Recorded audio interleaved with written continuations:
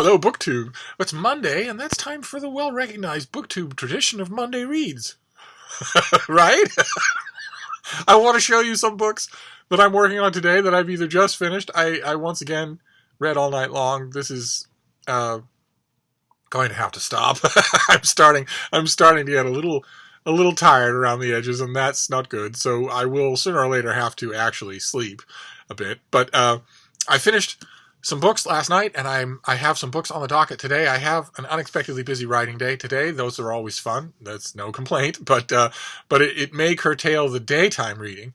But I want to show you these and talk about them a bit, and also, I'm afraid, recommend. We'll start with the three that I have read. We'll go on to three that I haven't read yet, but we'll do three that I've read. And the first one is a name that needs no introduction. This is Joyce Carol Oates, her new book, The Hazards of Time Travel. Of course, if you want the best possible, most sensitive, most informed, and most intelligent read of Joyce Carol Oates, you have to go to her number one fan, Eric Carl Anderson, who is also on BookTube, I tell you. So you can just go there when he reads this book. Maybe he'll write a review of it, maybe for a certain online literary journal, but he will certainly talk about it, I'm sure. I also have been reading Joyce Carol Oates. I don't profess to know, the subtext of her work as well as he does. I don't think anyone does. But on my own side of the ledger, I have been reading her throughout her entire career, which he can't say because he's a kid. He's 40. And it's been an up and down relationship that I've had with this author. Some of her stuff seems to me to be just blatant wheel spinning, and others much more substantial. And then every once in a while, and every once in a while is such an entitled way to look at it. Every once in a while, she produces a masterpiece. when every once in a while sounds like I'm watching her for a schedule. Masterpieces are amazing things. I don't know that this novel is a masterpiece. I very much enjoyed it. This is Joyce Carol Oates writing in the, I almost want to say, page-turning mode. With an author this intelligent, you don't really want to use a term like that, but I think you know what I mean. This is plot-driven. The characters loop back and forth on each other like so many of her characters do, but not in abstruse or tremendously brain-breaking ways. It's a story of time travel. I don't know if we saw it on this channel. Let me read you a bit about it. Time travel and its hazards are made literal in this astonishing new novel in which a recklessly idealistic girl dares to test the perimeters of her tightly controlled future world and is punished by being sent back in time to a region in North America, Waynescotia, Wisconsin, that existed 80 years before. Cast adrift in time in this idyllic Midwestern town, she is set upon a course of rehabilitation, but cannot resist falling in love with a fellow exile, and questioning the constraints of the Waynescotia world, with results that are both devastating and liberating. So it's a fairly standard time travel structure for the story. And of course, Joyce Carol Oates is not a science fiction author, and I have enjoyed this author's forays into what is now called speculative fiction more than I have those of most mainstream authors. But science fiction is all about world building. It's all about asking yourself 8 million questions about the ramifications of the central science fiction idea you have in mind, and then answering them all, whether you use them in your book or not. Oh.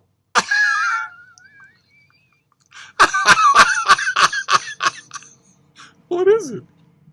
Why? I'm not ranting.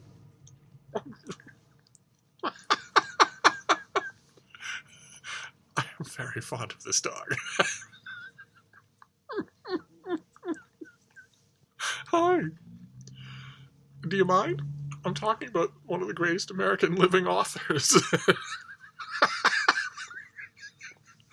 All right, baby.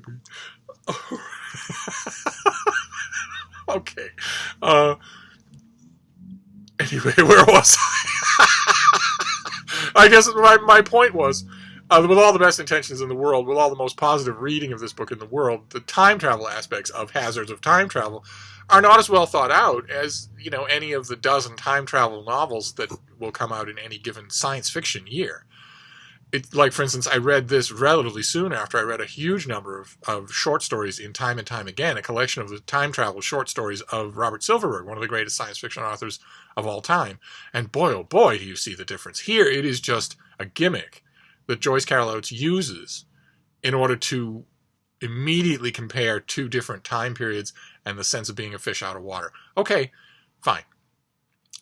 That my objection to authors like her or Margaret Atwood or Cormac McCarthy, who sort of carpetbag in the territory of science fiction because they want an easy gimmick in order to make a point, that objection is less strident with her than it is with others, because I think she brings a lot more sensitivity to the subject, and it's interesting the things that her brain lights on, like, for instance, her time traveling character, when she goes back to Wayne Scotia, notices right away printed books.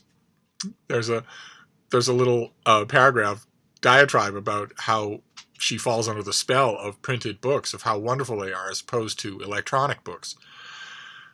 So I guess the electronic books' fate is sealed. They will not catch on, and that's a shame, because they're superior in every way. But one way or another, the thing that struck me about this novel, it's very good. It's very page-turning. You will enjoy it. The thing that struck me about it is that it's the time travel gimmick is clearly meant to emphasize the fish out of water aspect, the unlikeliness of love, the serendipity of personal connection, things that are relatively standard themes in Joyce Carol Oates' oeuvre. But you know what I noticed most in this book? The thing that I thought that I'm remembering, coming fresh from a reading, of course, as you know on this channel, I will reread it when I get the finished copy. But the thing that struck me the most about it is what a wonderful novel this is about academia, which you wouldn't expect reading that description or even reading the book. You would think, okay, you probably have lots of other things on your mind here. The last thing this is going to be is a penetrating look at academia. And yet, both in the future time and especially in the past, it's captured wonderfully. I found myself really enjoying that strand of this book. No idea why. So The Hazards of Time Travel comes out in November. Do we have a date? Oh, it comes out late November, right on the doorstep of December. So this has still some time. That's probably why I haven't got the finished copy yet. But it's, once again, a Joyce Carol Oates that I liked. That isn't always the case. So I can only assume, since I'm liking more and more of her literature the older I get, I can only assume that she's getting better. What other explanation could there be? The next book that I have already read, I really liked it. It is part of, when you enter the autumn book buying season here in the United States, you've got Thanksgiving and you've got Christmas and you've got the holidays and all that sort of thing. And there's a feeling with winter that you are now going to bear down and concentrate on serious books. So it's a very different atmosphere in bookstores, and most retail bookstores in America make their annual budget during the holiday season because book sales just spike. And not only because you're reading more, but also because you're thinking about presents for other people. And that is another reason why, since all of the latest polling shows that despite momentary upticks or downticks here and there, Americans in particular are reading less than ever in American history. Since all of that polling ultimately bears out that conclusion, it stands to reason that when you enter into a gift-giving season for books, you are going to be talking about another generation, a different generation, an older generation. And that means World War II. I love World War II books anyway. You all know that. I think it's easily the grandest and most important and most epic and most dramatic military confrontation ever in the history of the human race, including the Trojan War.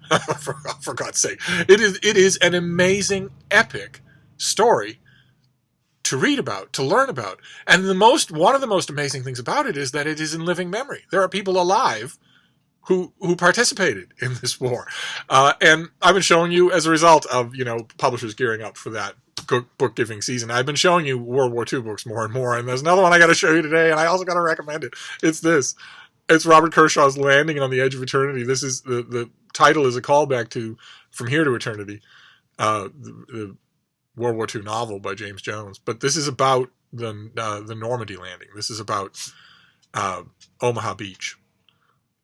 This broad, flat stretch of unobstructed beach on low hill country, and that in early 1944, the German tank general Erwin Rommel surveyed Omaha Beach and said to people who were listening to him, if they come, this is where they'll land.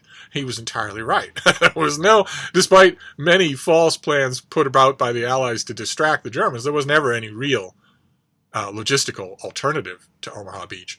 And this is the story of the forces that landed there, who in some of the initial waves, in some parts of their department, lost 96% of their fighting strength. You get a tiny sense of the carnage involved here in the famous first 17 minutes of Saving Private Ryan, but it's reading a book like this that really brings it home, because this, you don't just get the front lines, you also get the secondary lines, the generals on the troop carriers, you get the third lines, the generals back, in Britain, and you also get both sides. This is just, I mean, the Normandy invasion, the Omaha Beach landings have been covered many times in many, many, many books, because it was, again, unprecedented in the history of warfare.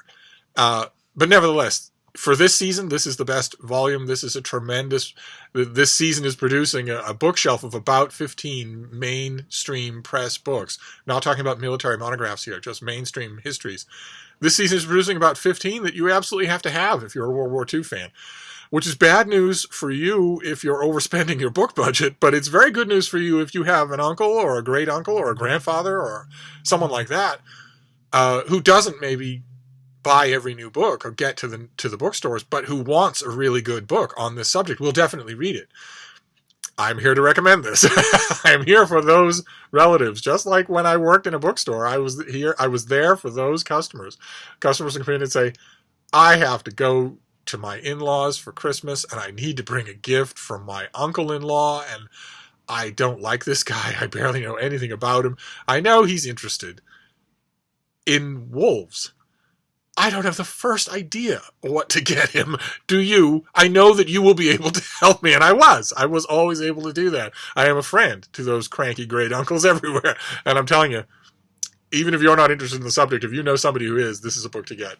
It's wonderful. It uses all the usual primary sources, assembles them really well. There are no big gaps, no big flaws in the reasoning, no big controversies. This is just and it's also, if you're going to tell a story on such a familiar ground, you really have to be a good storyteller, and this writer is. So I highly recommend it. It's another recommend. And then the third one that I've already read is also a recommend. It was so, like the Hazards of Time Travel, it was so different from what I expected.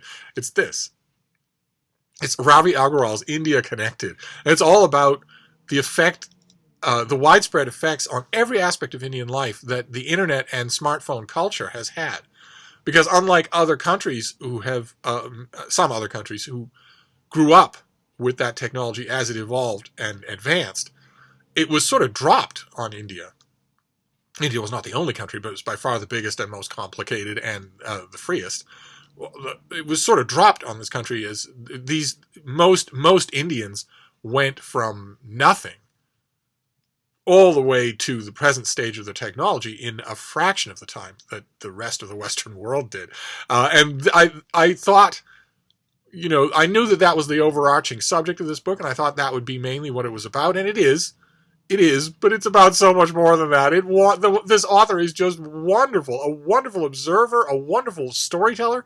So the book wanders everywhere. I wished that it was so much longer than it is. I finished it wanting to stay in this author's company and just hear more observations. And I want to read you one of those observations. And I like so much in this book, it has nothing to do with smartphone technology at all. It's just really good.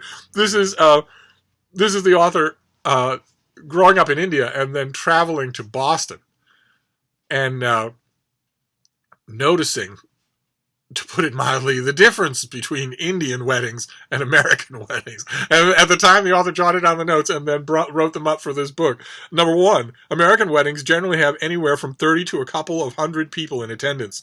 Indian weddings tend to have hundreds of people in attendance, sometimes flowing into thousands.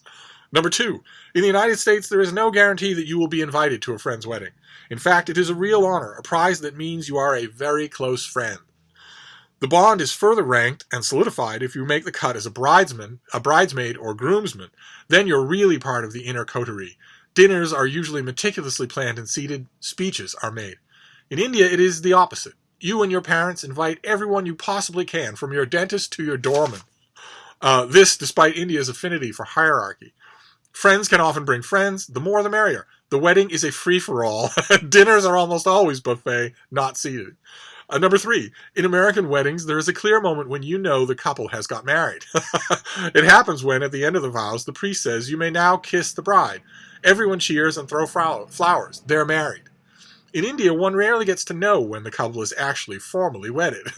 Often the ceremony takes hours, with hundreds of guests milling about in the background, chatting, eating various courses of food, ducking in and out as they show their faces at other weddings nearby. Since weddings tend to take place on auspicious days in the Hindu calendar, they are clustered with other weddings. Richer families throw parties that are so big that sometimes they have overflow banquet halls with the ceremonies broadcast live on large screens for guests to watch as well. And number 4, Americans. The American wedding is clearly about the couple. It is their moment, their coming out party for all to see. The bride and groom have a first dance to their favorite song. They pick the band and the playlist. They often pick everything about the food and the decor and the flowers.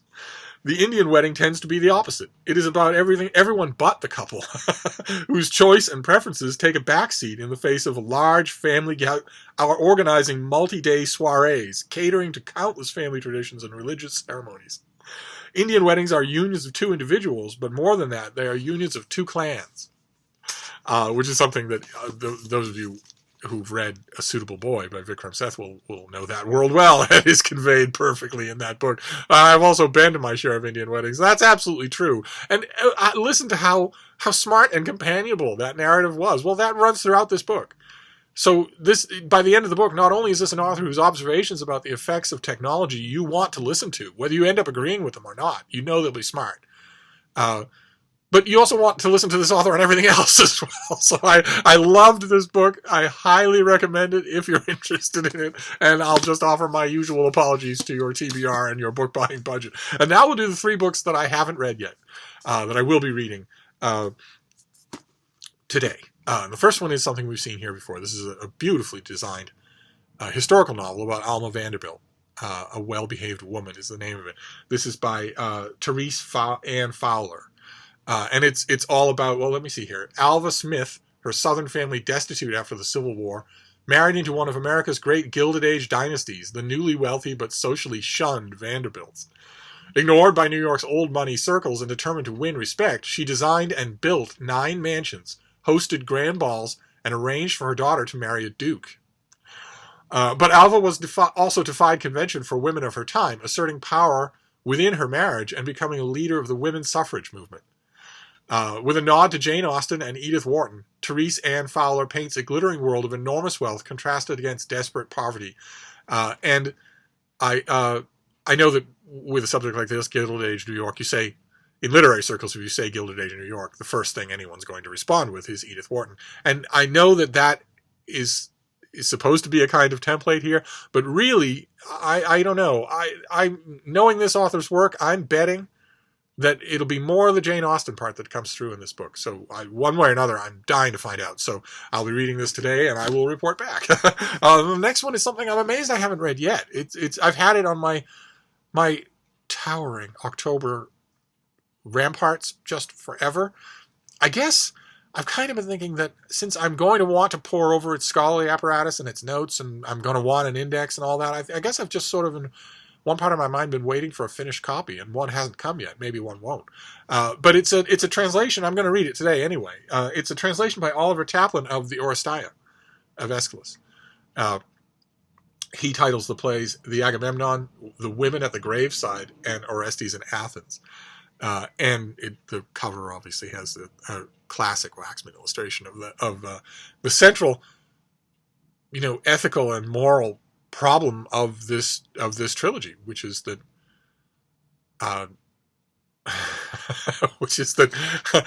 Orestes, young teen super hottie Orestes, his mother kills his father. So in order to avenge his father, he has to kill his mother, which is, as bad and as ultimate a crime. So it's a no-win situation for him to be tormented by the gods for the ultimate act of impiety. And I have read many translations of the Oresteia. It is it's a deceptive play to translate. It looks like if you just cover the big basso profundo orchestra movements of emotion in it, you'll get the whole thing, and that's not true. Some translators understand that there's a lot going on here, a lot that isn't just that. That isn't just the big God-driven drama. I don't know this translator at all, so we shall see. I am up for. I'll read this advance copy just to get a sense of feel for the translation, and then I will scrutinize the finished copy. And then the last thing, which I haven't read, and I don't know why I haven't read it, because it's been around forever. It's part of my huge and ever-growing library of Signet Regency romances. I would like to have all the Signet Regency romances. If you see at your local used bookstore any Signet Regency romances, please take a picture and send the picture to me, and then buy me all the Signet Regency romances and just send them. In fact, don't even bother with a picture. Just buy them all for $1 a piece and send them to me. But I have hundreds of them, and I haven't read them all. Some of them I shamelessly read more than once because I love my Signet Regency romances. And this one is by April Kilstrom, who is a Signet Regency romance author I've read, but I haven't read this book. This is A Scandalous Bequest. Look what she's doing to his face. She's not caressing him. She's sort of pushing him away. The classic old-style illustrated Regency romance cover. And that's what the spine looks like. If you see that, a Signet Regency romance. See there? Signet Regency romance. If you see that, buy and send. But anyway, let me tell you what this was about, because it sounds so good. Felicity Lyford harbored no illusions as to why both the debonair Lord Harry Eastcott and the dashing Sir Anthony Woodhall might want her hand in wedlock. The wealthy and eccentric old aunt, Lady Cora, Lady Cora Meacham, has told them that marriage to Felicity would bring the successful suitor Lady Cora's fortune as prize, and both Harry and Anthony have so terribly much they could do with all that money. But if Felicity was being hunted as a wife by two of the most skillfully seductive gentlemen in all the realm, she vowed to lead them a merry chase. There was no way she was going to be caught, unless, of course, she made the foolish and dangerous misstep of falling in love. And I can't wait. The thing that I like most about April Kilstrom's Signet Regency romances is that she has a really good ear for pace, which you would think in such a short and programmatic thing would be no issue one way or another, but that's not true. Those of you who read romance novels, especially historical romance novels, and maybe even, I don't think there's anybody else out there who reads Signet Regency, but they have a tendency to sag in the midsection. There's often the feeling when you read a historical romance, when you get to a certain point, it's usually about 100 pages in, when you think, you get that horrible feeling of, this might have been a short story. There's usually a period often a period in historical romances where you get about 100, 120 pages in, and you reach a point where you think, I sense air being pumped into this tire. This is not necessary. This hasn't been necessary for a while. And then it picks up. Oh, of course, the ending always picks up. The one thing I've noticed about April Kilstrom's Signet Regency romances is that that never happens in her books. She has a very good feel for pacing. So I can't wait to read this. So that is it. That is my Monday reads. I've got 3 books that I've already read and that I strongly recommend to you. There's India Connected. What a book. What a strange book, but wonderful. There's Landing on the Edge of Eternity, about the Omaha Beach landings minute by minute. There's The Hazards of Time Travel by Joyce Carol Oates, a strange, somewhat disconnected, but very, very readable novel. There's A Well-Behaved Woman, about Alma Vanderbilt. I will dig in and report back. There's a new translation of the Oresteia, a tricky thing to translate, but an amazing reading experience if you're in good hands. And there's A Scandalous Bequest by April Kilstrom, another Regency romance that I'll be digging into today. And that is it. That is my Monday reads. I'm not going to make a daily thing of this, I promise. But anyway, I'll be back with plenty more bookish content. So thank you, BookTube.